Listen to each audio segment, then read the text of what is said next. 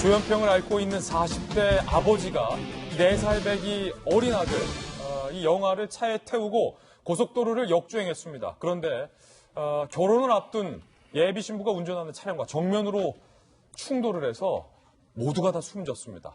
일단은 사고 현장 CCTV를 저희들이 입수를 했습니다. 함께 보시죠.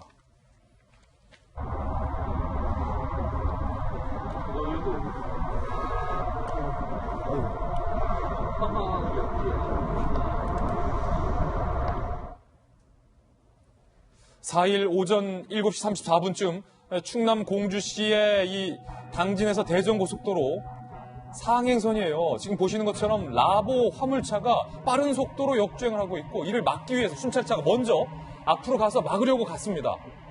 그런데 순찰차가 막기 그 직전에 이렇게 정상적으로 주행을 하던, 지금 보이시는 것처럼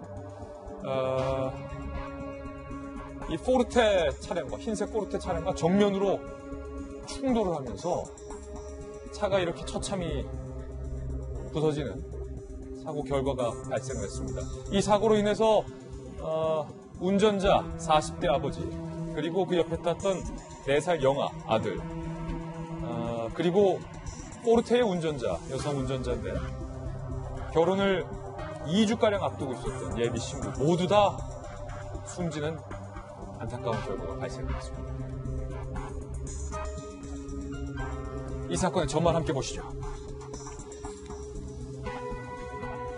자, 이 3살 아들 태우고 역주행, 3명 사망. 그러니까 원래 나이는 4살인데 제 신문 나이, 만 나이로 따지면 3살인 거죠. 3명이 사망을 했습니다. 예비 신부는 참변을 당했습니다. 어제 오전 7시 34분 당진대선 고속도로에서 3살 아들을 태우고 화물차를 몰던 박 씨가 경적을 울리며 20여 킬로미터를 이른바 역주행을 했다는 겁니다. 그런데 방금 보셨듯이 속도가 꽤 빨랐습니다. 고속도로 역주행 차량이 있다는 이딴 신고가 여기저기서 접수가 됐습니다. 경찰은 순찰차를 즉각 출동시켰어요. 하지만 정상주행을 하던 승용차의 운전자 29살의 예비 신부 최모 씨와 역주행을 하던 박 씨 화물차가 정면으로 충돌합니다. 박 씨와 아들, 승용차 운전자, 예비 신부 최 씨 모두 사망을 했습니다. 안타까운 건 이 최 씨의 차량에서 청첩장 수십여 장이 발견이 됐다는 겁니다. 결혼식을 불과 18일 앞둔 예비 신부인 것으로 확인을 했습니다. 그런데 의문스러운 것은 사고 당일 정상 운행을 하다가 갑자기 역주행을 했다는 점이에요. 사고 당일 새벽 경남 양산에 거주하고 있는 이 박 씨는요, 3살 아들을 데리고 집을 나선 뒤 새벽에 오전 3시 34분, 굉장히 이른 새벽이에요. 해도 안 뜰 시각입니다. 그때 왜 3살 아들을 깨워서 옆에 태우고 집을 나섰는지도 이거 의문스러워요. 고속도로에 진입을 합니다.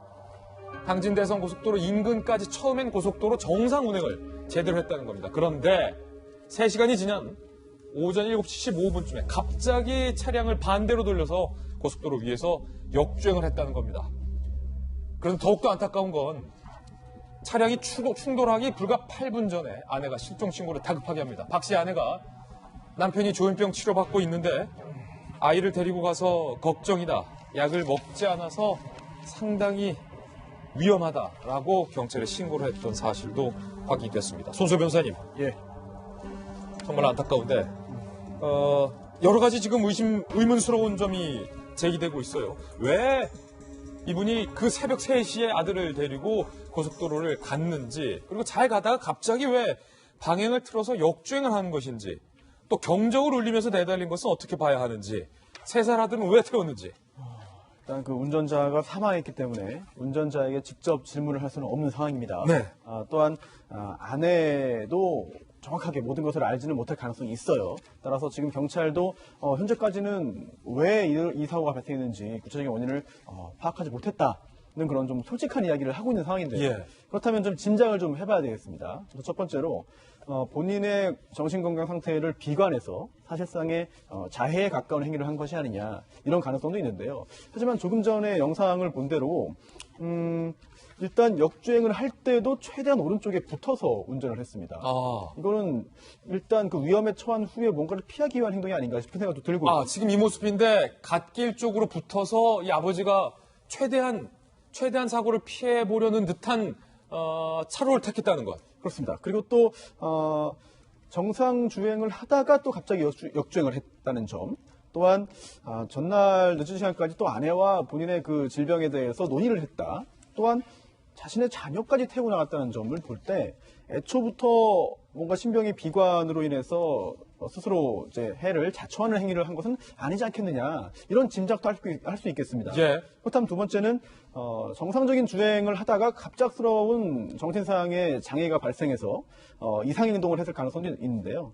하지만 그렇다면은 왜 그 시간에 갑작스럽게 외출을 했으며 또 어린 아들을 왜 굳이 깨워서 데리고 나갔는가? 앞뒤가 말이 안 된다. 이 부분도 잘 이해가 안 돼요. 만약에 정상적으로 주행을 일부 했었다면, 그때까지 정상이 온전했다라면 왜 새벽 3시 30분에 아들을 깨워서 나갔는지가 설명이 안 된다는 거예요. 그렇습니다. 그렇기 때문에 지금 어떤 방향으로도 쉬운 설명이 되지 않는 예. 그런 상황이고요. 따라서 경찰에서도 이 사건 참 참극이 발생했는데 원인을 밝혀내야 또 재발 방지에 또 도움이 되거든요. 그렇죠. 경찰이 할 일이 좀 굉장히 많은 것 같습니다. 지금 손수호 변호사가 굉장히 예리한 지적을 했는데, 만약에 일각에서는 어떤 의도적 행위, 그러니까 스스로를 자해하기 위한 어떤 본인의 정신 상태를 비관했던 의도적 행위 가능성에 대해서도 현재 보도가 나오고 있는데, 그것은 좀 섣부른 보도다 라도 저희들도 좀 판단하는 게, 손수호 변호사 지적했듯이 아들을 태우고 있는 아빠의 어떤 부성이 있잖아요.